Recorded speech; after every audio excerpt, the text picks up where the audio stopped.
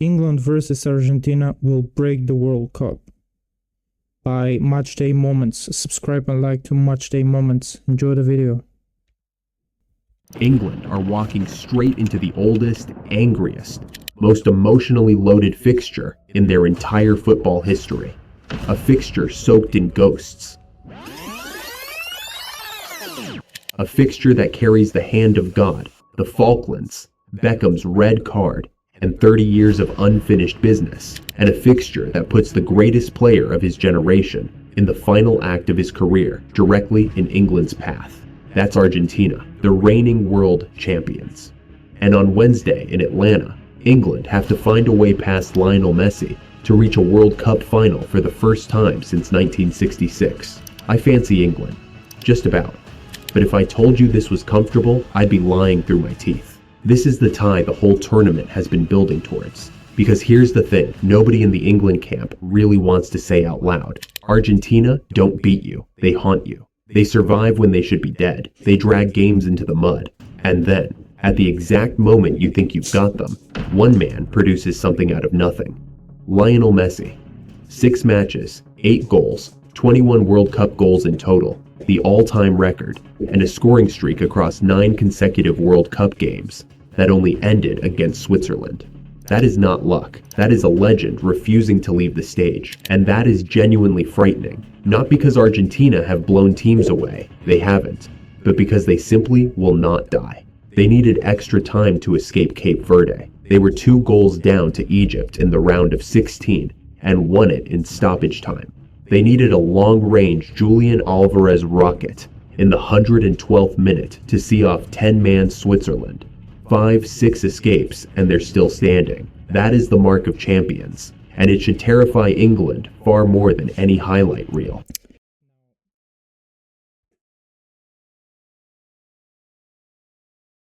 Please, Scaloni, please don't play 4 center mids in this game. You escaped Egypt because of Leo. You escaped Switzerland because of the red card. Please. But the reason this one is different, the reason it means more than any other tie in this tournament, is the history. England versus Argentina isn't a football match. It's a feud. It goes back to 1966 to 1986 and the Azteca, to Saint Etienne in 1998, to Sapporo in 2002. It's Maradona's fist and Maradona's genius in the same 8 minutes. It's Beckham's red card and Beckham's redemption. It's the Falklands War hanging over the whole thing 4 years before Mexico. These two have not met at a World Cup since 2002. And now, 24 years on, they collide again with a place in the final on the line. You could not write it. Let's remind ourselves exactly why this rivalry burns the way it does, because the young lads in both squads have grown up on these images. Mexico City, 1986, quarterfinal. Diego Maradona punches the ball past Peter Shilton. The referee doesn't see it, and the hand of God goal stands. 4 minutes later, he picks the ball up in his own half and dribbles past half the England team to score what was later voted the goal of the century. Argentina win 2-1. Go on to lift the trophy, and England are left with a wound that has never fully healed. Then, 1998, Saint Etienne, round of 16. Batistuta penalty, Owen penalty. And then that goal. 18-year-old Michael Owen tearing through the Argentine defense to make it one of England's greatest ever World Cup moments. 2-2 at the break. And then, just after halftime, David Beckham flicks a leg at Diego Simeone, gets sent off, and England play the rest of the night with 10 men before losing on penalties. Beckham became public enemy number 1 overnight. In 2002 in Japan, he got his revenge. A penalty down the middle, 1-0 England, and Argentina crashing out of the group. Redemption, atonement. That is the weight this fixture carries. Now to how both teams actually got here in 2026, because the roots tell you a lot. England topped Group A.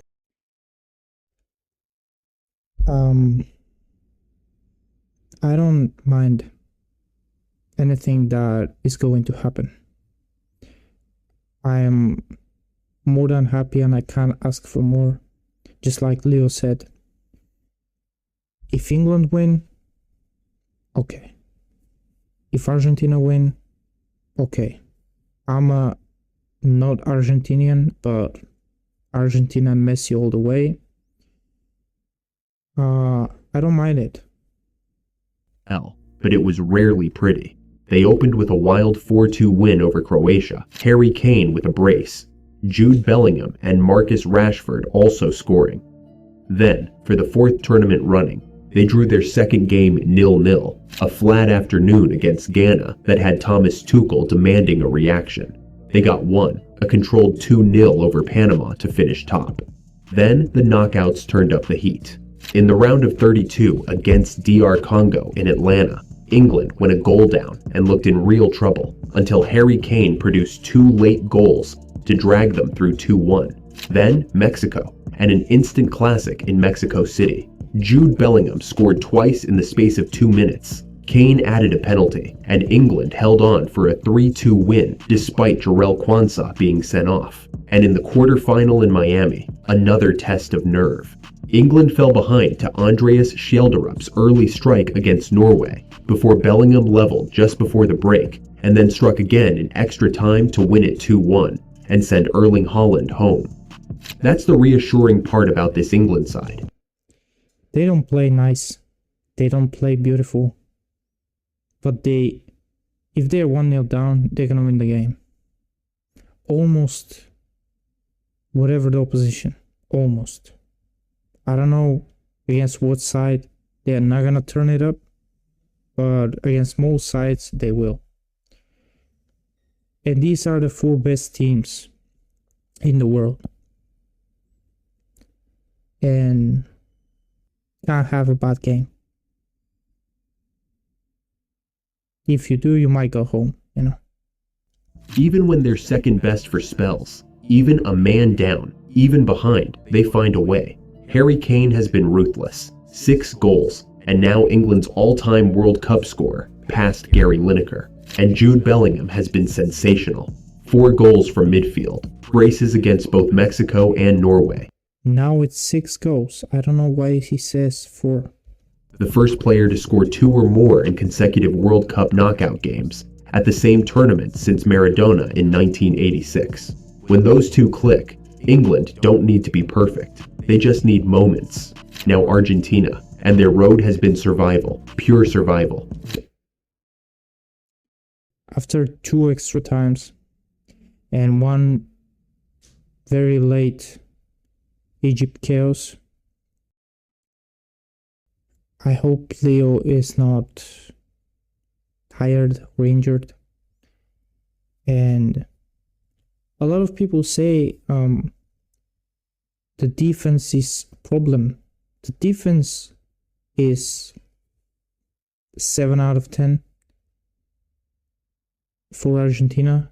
But the thing is, the attack is not producing things. Julian Alvarez, that magic goal against Switzerland, nothing else. Lautaro Martinez, a penalty and a goal against Switzerland that, I mean, yeah, it shut down the game, but even without this goal, we were winning it. So yeah, they do not produce. They're just not there. I don't know what it is with both of them. I would understand if it's one of them. But both of them? Both of them? Seriously? Thiago Almada, he's just 1v1 game is not there. Nico Gonzalez, he's been lightning fast. He's a left footer on the left wing, and I don't know. I just don't. I don't think starting Nico Gonzalez is a thing. But it might be. Who knows? Just start a left winger. Thiago Almada or Nico Gonzalez, start someone. Please do not play the same midfield. Please. I'll be happy with whatever the score. Just don't play 4 CMs. Don't. They swept Group J with a perfect 9 points. Messi with a hat-trick against Algeria on his 200th cap, before comfortable wins over Austria and Jordan. Then, the knockouts became a series of near-death experiences. Cape Verde, the Cinderella story of the tournament, took them to extra time in the round of 32 before an own goal in the 111th minute rescued Argentina 3-2. Egypt led 2-0 in the round of 16 before Argentina roared back. Yeah. That second goal that Egypt scored, bro, I don't know what the defense was doing. Back through Christian Romero, Messi, and an Enzo Fernandez. Thank everything for Leo, man. Leo pulled us out of this game.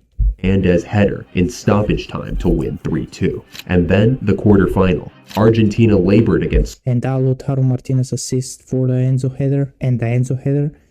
Oh, magic. Beautiful. Switzerland. Alexis McAllister heading in a messy corner early before the Swiss equalized.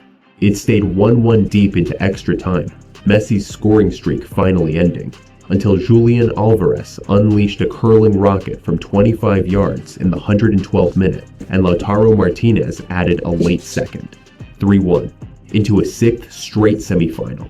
This is a team that has forgotten how to lose in a World Cup, unbeaten now in 12 matches at the tournament. Now here's where it gets tactical, because this is where it'll be won and lost. Argentina under Lionel Scaloni set up in a flexible 4-3-3 that can drop into a back 5 against stronger opponents. And everything runs through the midfield engine of Enzo Fernandez, McAllister, and Rodrigo de Paul, with Messi given total freedom to drift and create. They don't overwhelm you, they control tempo, absorb pressure, and wait for Messi or a set piece to unlock the game. It is the football of a side that knows exactly how to win knockout matches. And that is the duel of the whole match. Who stops Messi? Declan Rice and England's midfielders will have to decide whether to follow him into pockets or hold their shape and trust the back 4. Give him a yard, 1 yard, and he threads the pass that ends your tournament. But Argentina's reliance on him is also their vulnerability, because if England can crowd him out the way Switzerland nearly did, the goals can dry up. The knockout attack has been almost entirely Messi powered,